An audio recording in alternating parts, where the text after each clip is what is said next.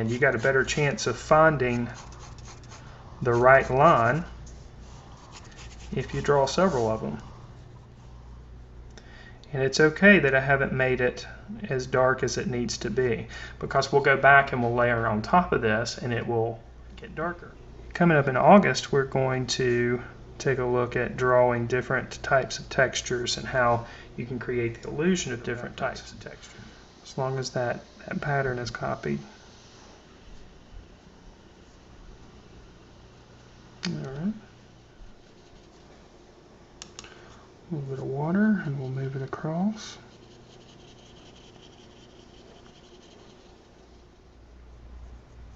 Those details in the glass will start to come out. And I'm completely ignoring the label that happens on the glass. And then I'm going to just add water and move it around.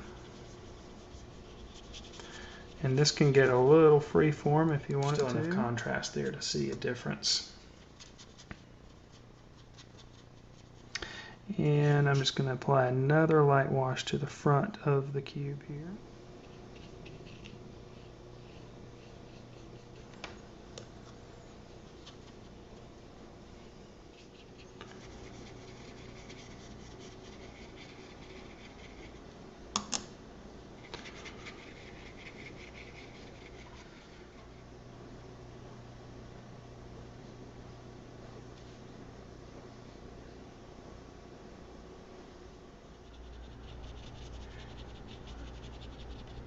Make some of the lines a little bit stronger.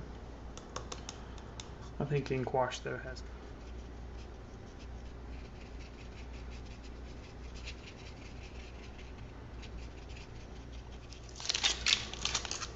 So there we go. There's